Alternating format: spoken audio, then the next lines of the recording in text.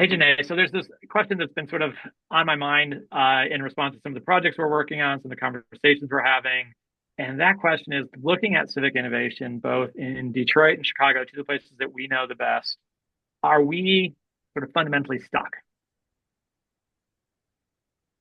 Yes. All caps. Yes. And how do we get unstuck? And what does that mean? To me, it's like, one of the projects we're working on, we're having the opportunity to look at all these nonprofits doing really interesting and progressive work around the country, right? And we're having these conversations and learning a lot from them. And for me, at least, I'm sort of like, gosh, if we could bring some of that to Chicago, if we could bring some of that to Detroit, wouldn't that be interesting? Couldn't we really make some interesting impact? And then my next thought is like, well, okay, how would that happen? And then that's kind of where I get stuck. Who are those folks? Who are those entities that are like embracing these ideas, maybe from different places, and saying, "Hey, we need to bring the best and the brightest ideas, and perhaps people as well, to bear on the challenges that we're facing in our particular city, whether that's Chicago or Detroit." Yeah. So, for those of you tuning in, what Peter is referring to is some of the work that we're doing as part of a national landscape scan of capacity building organizations. And so, how it's actually it feels like a privilege and honor to have a client who's like, hey, actually we want to learn from what's going on outside of our, four walls, I guess, metaphorically speaking. What are other people doing? And to have the opportunity to have these conversations has been rich, to be honest. As I've listened to conversations, as you've listened to conversations with certain folks, and I think Ile Kimoyo, an organization in Washington State, which is doing some really interesting work around wellness, is an example of this. And Peter, actually, you were the one who got to sit in on that interview, not I. So I don't know if you wanted to talk a little bit it, about it that. was super interesting. I mean, both in terms of what they're doing that came out of the pandemic and the realization that, hey, we need to pay more attention to cultivating and the well-being of particularly organizations that are led by and serving people of color, and that grew out of the pandemic and the pressures and stresses of the pandemic, but it's kept going and they've done some really interesting things. And I think now they're actually diversifying a little bit. They're getting involved in like, hey, how do we create a stronger bulwark against these attacks on diversity, equity, inclusion, and justice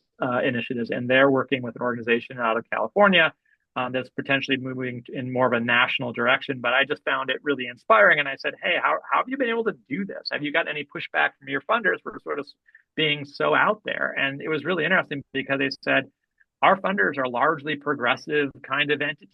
And, they sort of jumped on board pretty quickly and have funded fairly robustly these kinds of issues. And my sort of envy meter perhaps went up a little bit, and it's like, wow, how can we find or how can we cultivate those kinds of entities, whether it's in Chicago or Detroit? In Chicago, there's a couple of those entities here. I think there's kind of a spectrum of funders, and there's certainly some more on the progressive side of things, but perhaps not enough as what we need, particularly in our current political context. Yeah. So although Peter was there, in real time, I had a chance to read through the transcript as I was putting together an insight summary, like a case study of this particular organization. And as I was reading through and thinking through what they've done and how they've done it, the temptation could have been to say, how can we do what they do? Like from the funders to the organization itself. I found myself saying, okay, we're not in an area that's, rich in progressive funders. How First of all, how do we, in this context, the context in which we actually exist, not their context, but ours, start to set ourselves up to do some of the things, that well, not just to do some of the things that they're able to do, but to approach the work differently with a different mindset. I guess that's what I'm trying to say. As opposed to how do we do what they do? How do we cultivate the kind of narrative and culture shift that would be required for us collectively in this region? I'm talking about Detroit. Peter, you're thinking in the context of Chicago. I guess to focus more on justice than equity. And I know like people have different takes on this, but my thought is in Southeast Michigan, and I'm actually just sort of like repackaging something that was shared a couple of years ago at the Detroit Capacity Building Forum. This convening of folks around this question of how do we invest differently to really equip nonprofits to drive change in communities. But in any case, the conversation came back to equity is the basics. Equity is just like, okay, there's been harm, there's been deprivation. How do we even things out? How do we equip people together to be able to move forward? Whereas justice is like, no, let's really get in there. And I mean, these are my words, not other people's, and really shift the system so that it's not just okay, and that's it. And then we expect everything to be happily ever after. We're recognizing and acknowledging that there are systems and structural issues at play that will repeat these patterns if we're not intentional. And we're not thinking that way. I think this is Detroit is a pretty conservative town, like fundamentally. Would you say the Which is same about interesting Chicago? because yeah, no, I don't know. Well, Chicago has kind of a mix, but my impression of coming back to Detroit, having grown up there and moved away for many years, but coming back, like, wow, there's a lot of interesting kind of progressive things happening. But what I'm realizing is there's kind of different levels, and the infrastructure perhaps in Detroit is still kind of maybe staid and conservative that's underlying. And there's a lot of stuff that's happening kind of in a DIY kind of way, which is really cool, Yes, very yes, entrepreneurial, people helping each other, very kind of like, hey, we can do this. But when you get looking in terms of the infrastructure under perhaps underneath some of that work, or that doesn't rely on that work, that deeper infrastructure, it is still kind of like, wow, oh, that hasn't changed in 20, 30, whatever years. And I think in a certain sense, same thing here in Chicago, right? And it's how, but I think I want to swing back and want to pick up on something you said is like, changing these mindsets and changing narrative. And I think in our current political context, how important that is. And in terms of changing systems, that is one of the deepest ways that you can, most profound ways that you can inflect a system is by changing the way people perceive themselves. People perceive the system and people perceive their role in the system. But it's really hard work, and we can't keep sort of repeating the same. I don't know. I've been in the nonprofit world a long time now, and just the same kind of nonprofit, strategic planning. And, I don't know, we have to, how do we break out of this, or that perhaps this is just me being, you know, identifying with being innovative again. well, for me, it comes back to we show up as humans in this work. You know, each of us, like the nonprofit sector, philanthropy, we're all people in this work.